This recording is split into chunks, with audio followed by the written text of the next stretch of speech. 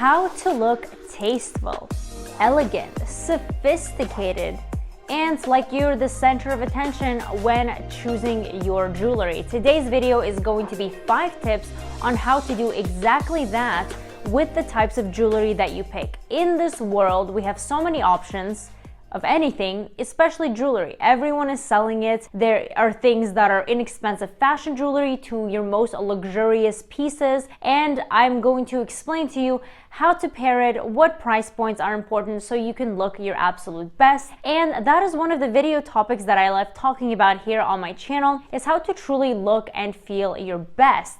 And my name is Karina. Welcome if it's your first time on here.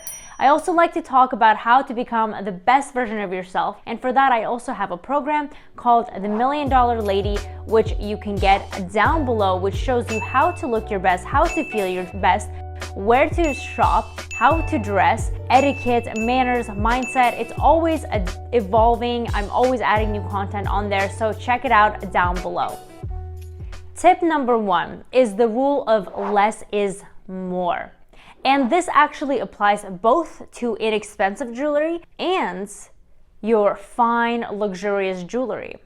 The price points don't matter as much as you think, and I'll talk about the price points later in the video. However, you can just as easily look tacky and cheap, stacking a bunch of Cartier bracelets on your wrist and a bunch of brands, exactly the same as if you were to stack $2 jewelry on that.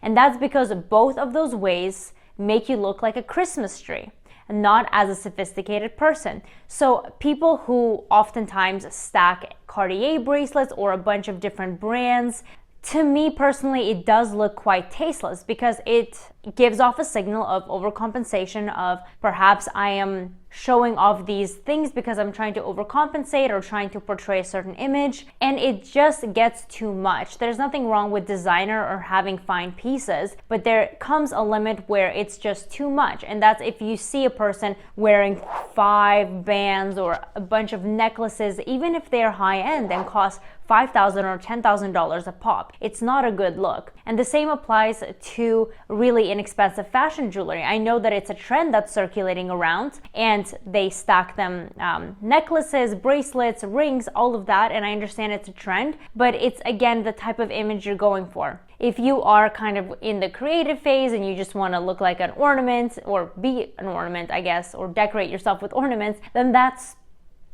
your style, right? But if you are going for the refined, sophisticated taste, where you want the attention to be on you, I do suggest going with the philosophy of less is more. And if you want to have delicate pieces, I think that's a great alternative. Maybe a delicate necklace or some delicate bracelets or rings. Very, very I wouldn't say minimalistic, just cautious of how much you put on. And it doesn't necessarily have to be thin or minimalistic. It can actually also be large and chunky and that type of style. The jewelry really does depend on your style. It's more of how you wear it. So if you are opting out for a chunkier bracelet or ring or necklace, then that's best to be worn by itself without tremendous stacking. And also apply this to when are you wearing it. You often see this on celebrities or on TV, and there are a lot of prominent jewelry pieces, but you have to also take into account that they are dressed for a very fancy gala and they've been gifted this jewelry, or they're using it to advertise a certain company, while us from day to day will look really strange if we are wearing these pieces. So there's also context of time and place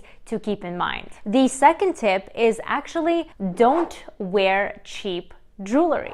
And I'm not saying go get the expensive kind, I'll talk about that later, but why should you not wear cheap jewelry? If something is $5, $10, why should you not just buy it and, have it be part of your outfit? Well, first and foremost, it looks cheap. It's very obvious to spot a cheap piece of jewelry, whether it's plastic or just normal metal that is kind of painted, not even plated, with gold or silver, but simply just painted with a color that resembles kind of a fine silver or a fine gold. It's very easy to spot even from a distance. It is poor to the touch, and the first reason is that you just don't feel your best as you wear it. You know it's a cheap piece of jewelry.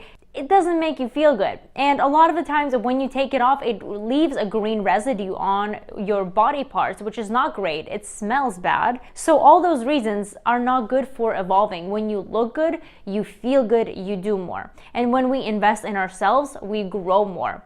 And having that feeling in the back of your mind, knowing that this is kind of fake or it doesn't smell so good, won't give you that subconscious confidence. So what do you do in that case? My suggestion is just don't wear jewelry at all. Find other ways to accessorize your outfit that is not with jewelry, that maybe will make you feel better, that is of better quality. Perhaps a bag or a belt or a scarf, maybe a silk scarf or a beautiful design of something else that isn't as cheap, meaning you can still invest money into it, but it won't have to be as much as if you were buying a precious metal. Tip number 3 is really thinking about platinum versus yellow gold as a long-term investment in particular, because certain people like to mix jewelry kinds, maybe some yellow gold and some platinum. I know that is a trend. Some people prefer to just stick to one color. So if they have platinum primarily in their collection, they'll just add on new platinum pieces or silver or white gold to complement that collection. Other people prefer yellow gold, so everything they purchase will be in those tones. And that's because it's just, for long term, it's easier to mix and match things. And another trick is that certain people look much better in a certain tone, right? If you're warm versus cool, what undertones you have. Yellow gold might work exceptional for you, while white gold or platinum may make you look a little bit dull. For me personally, I don't look that great in yellow gold. I've tried on pieces and they just don't mix well with my complexion, even watches. And I tried it on and I think, you know, this looks a little off. It just doesn't play well with my skin tone. But me in platinum and silver and white gold, I think it's very complementary to my skin tones. So really consider this. The best way to do it is to actually try on the jewelry, earrings, necklaces, bracelets, rings, and even bracelets, right? You'll see how they play with your skin tone and you'll know immediately if this is something that looks interesting or not. So you can make that decision whether you want to mix and match colors. I personally don't like to do this. I like to stick to one color, and for me, that is the platinums and white gold. So see what's best for your complexion. Tip number 4, which is one of the best tips I preach on this channel, is go first class, which means go expensive, go the luxury way, invest into jewelry. Now, that doesn't mean go to Cartier or go to Tiffany's and blow your savings. No, not at all. But it just means be thoughtful in your purchasing. If there is a bracelet or a necklace or a ring that you are dying to get and you know that you will wear it for a lifetime, because the truth is these pieces will last a lifetime. Not just your lifetime, lifetimes past. So perhaps it's something that is worth investing into. Maybe instead of kind of buying yourself a birthday present that is smaller, you save up for a couple of years, or you put it on a Christmas list or a birthday list or a gift from your loved one, right? That's something that you want to attain, and over time your collection will build up. Now again, it doesn't have to be thousands and hundreds of thousands of dollars, that's even irrational, but it should be a little bit more than your cheap fast fashion jewelry, because I really don't think that kind of helps you out in any way. Now, the next best tip, this is the last one for the finances of jewelry, is again, don't just spend your money on pieces, but if you do want jewelry added to your collection, then you can opt out and go for the less expensive things that are still higher quality. For example, purchasing silver instead of white gold. Silver is amazing, it's long lasting, it doesn't leave any weird residues on your fingers, and it is a precious metal.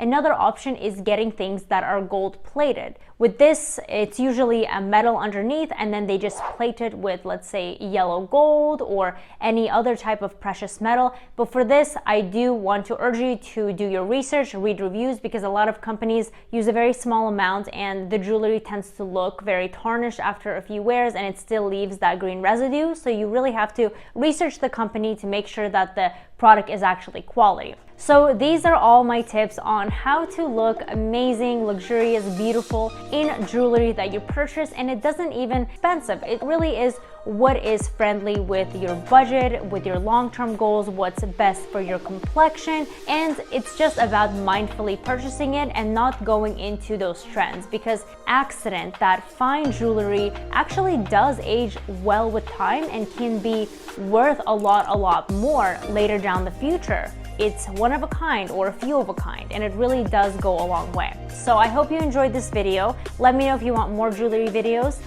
My program is linked down in the description, and don't forget to subscribe to the channel, like the video, and I'll see you in the next one.